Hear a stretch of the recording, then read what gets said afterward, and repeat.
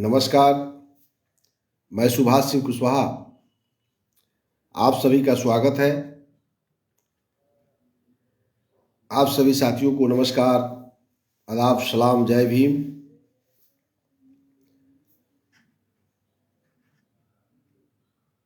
प्रतिदिन सुबह 7:30 बजे हम लोग एक दूसरा से मिलकर फेसबुक पेज से लाइव में रहता हूं। पूरे बिहार में बिहार पंचायत चुनाव संपन्न होने के साथ ही आज से पूरे बिहार में ग्राम पंचायत सदस्य और ग्राम पंचायत मुखिया, ग्राम कचहरी के पंच और सरपंच का शपथ ग्रहण की शुभारंभ बिहार सरकार कर रही है। आज से पंचायत सरकार की गठन विधिवत शपथ के साथ शुरू हो जाएगी। पंचायत प्रतिनिधि आज से काम करने लगेंगे। 31 दिसंबर तक यह काम पूरा हो जाएगा, सरकार पूरा कर लेगी। 3 जनवरी तक के प्रखंड प्रमुख, उप प्रमुख, जिला परिषद के अध्यक्ष, उपाध्यक्ष का भी गठन, शपथ ग्रहण बिहार सरकार संपन्न करा लेगी। उसके साथ ही जिला सरकार और प्रखंड का जो सरकार है वो भी अपने कार्य रूप में आ जाएगी। इसलिए हमने जो निर्णय लिया था, पिछले वर्ष की शुरुआती दौर में ही हम लोग चर्चा करेंगे कि पंचायत प्रतिनिधियों को गांवों में रहने वाले लोगों के विकास के लिए कैसे कैसे आगे बढ़ सकते हैं, जिसका चर्चा सबसे पहला कड़ी है वार्ड सभा। ग्राम पंचायत के अंदर पहली कड़ी वार्ड सभा से ही पंचायती राज का और देश का विकास का शुरुआत होती है। और अंतिम सीढ़ी यानी लोकसभा और वार्ड सभा के बीच में बहुत सा काम है। 2 ही जगह है जहां से इम्प्लीमेशन होता है। बहुत पहले हमने चर्चा किया था, इस देश में केंद्रीय विधायिका और राज्य विधायिका यानी लोकसभा और विधानसभा जो अधिनियम बनाती है, उसी के अंतर्गत देश का कार्यों का संचालन होती है। तो वार्ड सभा की चर्चा हम पिछले कई दिनों से कर रहे हैं कि वार्ड सभा में हम क्या क्या कर सकते हैं। और व्यक्तिगत अनुभव के आधार पर भी मैं कहा हूं कि वार्ड सभा और ग्राम सभा से ही गांवों में रहने वाले गरीब मजदूर किसानों का विकास हम कर सकते हैं। यही वह सदन है। हर 3 माह पर वार्ड सभा होना है। वार्ड सदस्यों के आग्रह पर बुलाया जाता है। अगर वार्ड सदस्य बुलाने में सक्षम नहीं है तो उस पंचायत के मुखिया बुला सकते हैं। मुखिया को समय नहीं है तो उप मुखिया को अधिकृत कर देंगे, तो उप मुखिया इस बैठक को बुला देंगे और उस वार्ड सभा में हम जो काम कर सकते हैं, सार्वजनिक विकास की योजनाओं का चयन करते हैं, व्यक्तिगत योजनाओं की चयन करते हैं। गलत रूप में अगर कोई योजना का लाभ ले रहे हैं तो उसको भी हम चिन्हित करते हैं। फिर हमको जो भी सरकार के द्वारा काम करने की जवाबदेही या ग्राम पंचायत के द्वारा या मुखिया के द्वारा जो काम का अधिकृत किया जाता है, उस काम को करने के साथ स्वच्छता अभियान, प्रदूषण का नियंत्रण, जैसे पर्यावरण की सुरक्षा, स्वच्छता, नल जल, सब चीज को मैं बताया कि वार्ड सभा से ही निर्णय करना है। आज हम चर्चा करेंगे धारा 170 के उपधारा 4 के टॉ में कह रहा है, क्योंकि आज का विषय थोड़ा बहुत गंभीर है और लंबा है, जिसे गांव के लोग जुड़े हुए हैं। सार्वजनिक स्वास्थ्य केंद्रों की गतिविधियों, वार्ड सभा में जो गांव के लोग बैठेंगे उसमें यह चर्चा करेंगे कि सार्वजनिक स्वास्थ्य केंद्रों की गतिविधियां, यह विषय है। तो इस विषय पर हम गांव के लोगों को राय लेंगे कि सरकार के द्वारा सार्वजनिक स्वास्थ्य केंद्र की गतिविधि के बारे में सरकार क्या कर रही है। तो हर पंचायत के अंदर स्वास्थ्य उप केंद्र की व्यवस्था की गई है। राज्य के हर पंचायत में एएनएम की नियुक्ति है। राज्य के सभी वार्ड में आशा की बहाली हो गई है। हर वार्ड में आशा काम करती है, पंचायत में एएनएम काम कर रही हैं। तो इन दोनों की जवाबदेही केंद्रों के माध्यम से क्या है, इस पर वार्ता करना। तो वार्ड के लोग बैठे रहते हैं तो उसमें यह चर्चा करना कि ये लोग जो है सरकार के द्वारा, राज्य और केंद्र सरकार के द्वारा जो स्वास्थ्य के क्षेत्र में आवंटन मिलता है, उस क्षेत्र में इनके द्वारा क्या क्या किया जाता है। गर्भवती महिलाओं के साथ न्याय हो रहा है कि नहीं,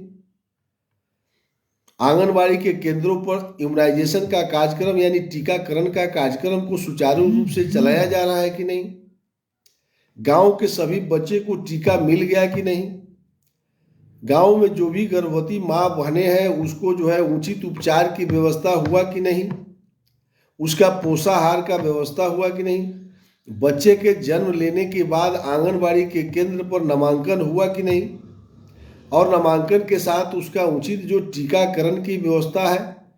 कई ऐसी बीमारियों को रोकने के लिए पोलियो है, खसरा है और बहुत सी टीबी है, इस सब का टीका है, वो समय समय पर सब उपलब्ध है, कहीं बिहार में कमी नहीं है। तो ये हुआ कि नहीं। तो यानी जो सार्वजनिक स्वास्थ्य की व्यवस्था सरकार कर रही है, उस व्यवस्था को वार्ड सभा में उपस्थित लोग के बीच में इसकी चर्चा करना है। विशेषतः रोगों की रोकथाम, रोग का रोकथाम कैसे हो, कोई महामारी फैल गया, अभी आपको कोरोना आ गया, ऐसी कई बीमारियों का फिर कौन कोरोना रहा है, तो उसका रोकथाम हम कैसे कर सकते हैं। देश जब लॉकडाउन कर सकता है, हम वार्डों के अंदर कैसे स्वास्थ्य रहें, एक एक लोगों की स्वास्थ्य की चिंता हम लोग कैसे करें। गांव में कोई गरीब है, मजदूर है, किसान है, उसके घर में कोई बीमारी हो गया, उसका इलाज हो रहा है कि नहीं हो रहा है, वार्ड सभा में बैठ करके चर्चा करना। कोई ना कोई बता देगा कि किसके घर में कौन बीमारी है, वो बीमारी को दबा रहा हो। बहुत सा कुष्ठ रोगी गांव में है, वो शर्म से नहीं बताता है, तो उसका भी इलाज सरकार के पास उपलब्ध है। तो उसको पता लगा करके उसके कान में बतिया करके उसको ठीक करना। यानी जो भी कोई रोग हो उस गांव के अंदर, उस रोगों को कैसे रोका जाए, ये गांव भर के लोग बैठ करके न प्लानिंग करेंगे। तो इसके लिए वार्ड सभा कितना आवश्यक है। तो वार्ड सभा में बैठेंगे तब न स्वास्थ्य पर चर्चा होगा। और बिहार के अंदर 90% मैं दावा कर रहा हूं कि वार्ड सभा लोग नहीं कराते हैं। नहीं कराते हैं तो जानबूझ के नहीं कराते हैं, ऐसा नहीं है, जानकारी के अभाव में नहीं कराते हैं। इसलिए मैं सुबह 7:30 बजे आप सबको जन जागरूकता जागरूक कर रहा हूं। कोई आपका मैं निःशुल्क कर रहा हूं, कोई शुल्क भी नहीं लग रहा है। तो वार्ड की सभा कितना महत्वपूर्ण है, ये सब चीज आप समझ लीजिए। गांव भर के लोग कहता है कि वार्ड सदस्य पढ़ा लिखा ही नहीं है, आरक्षण में आ गया। भैया इसमें पढ़ा लिखा की कहाँ आवश्यकता है, उसको तो सिर्फ बैठक बुला देना है। वार्ड क्रियान्वयन प्रबंधन समिति 15 जनवरी तक बनाना है। अब 15 जनवरी से पहले हम कल भी बताया था कि कई जगह लोग बेईमान लोग भी हैं, इसको नकारा नहीं जा सकता है। फर्जी हस्ताक्षर घुमा के गांव में रजिस्टर का फर्जी हस्ताक्षर करने के लिए पुराना जो जीता होगा वो तो फर्जी किया है, तो नया जीता हुआ लोग उसके चक्कर में नहीं आवे। तो नायका जो जीता हुआ है वो तो कम से कम फर्जी बैठक नहीं करें। पूरे गांव के लोगों को बैठाइए, उदार दिल से कहिए कि भाई आप वार्ड क्रियान्वयन प्रबंधन समिति बना लीजिए, हमको कोई आपत्ति नहीं है। आप सब लोग बैठ के तय कीजिए, हमको कोई आपत्ति नहीं है। अगर बैठक फर्जी हस्ताक्षर कर लेते हैं तो ये तो भाई आप कितनों कहिएगा कि हम बहुत ईमानदार हैं, तो कैसे मान लिया जाए कि आप ईमानदार हैं। तो आप अगर जनप्रतिनिधि बने हैं तो इस बैठक को कीजिएगा। तो सार्वजनिक स्वास्थ्य की व्यवस्था क्या हो सकती है, उसकी गतिविधियां पर भी चर्चा करना है। विशेष रोगों की रोकथाम कैसे होगी। अब उसके आगे देखिए क्या लिख रहा है, एवं परिवार कल्याण कार्यक्रमों में सहयोग देना। अब परिवार कल्याण कार्यक्रम के लिए कई संस्थाएं कई रूप में स्वास्थ्य विभाग काम करती है। अब उसका रूप देखेंगे तो आशा को जो है कितने दिन पर बच्चा जन्म लेगा तो कितने दिन पर जाना है, उसका देख रेख करना है। किसी को घर में टीबी हो गया उसको दवा ले जाके पहुंचाना है। या हर वार्ड के स्तर पर एक कमेटी बनाना है, जो वार्ड के अध्यक्ष उसके होंगे अध्यक्ष। उस कमेटी के अंदर सरकार 10,000 रुपया देती है, उस रुपया से उसकी क्या व्यवस्था कर सकते हैं। ये एक शानदार उसके कल्याण के लिए, रोगियों के कल्याण के लिए क्या कर सकते हैं। उसके घर में अगर टीबी हो गया है, कैंसर हो गया है, कोई बड़ी बीमारी हो गई है तो आशा को बताना है, एएनएम को, एएनएम के माध्यम से प्रखंड चिकित्सा पदाधिकारी को सूचना देना है, फिर वहां से सिविल सर्जन को चला जाएगा, फिर बिहार सरकार को बजट बनाकर उसका इलाज कर दिया जाएगा। अब सिस्टम नहीं बनेगा, वार्ड सभा नहीं होगा तो भटकाव का शिकार वो मरीज होता है, वो चक्कर लगाते फिरता है। विधायक किया जाएगा तो सांसद किया जाएगा। अगर वार्ड सभा में निर्णय हो जाएगा तो पंचायत समिति में विधायक बैठते हैं, सांसद बैठते हैं, तो वहां पर इसका कल्याण हो जाएगा, वहीं से विधायक उसको चिट्ठी लिख देगा। तो कहने का मतलब है कि किताब में लिखा है कि परिवार कल्याण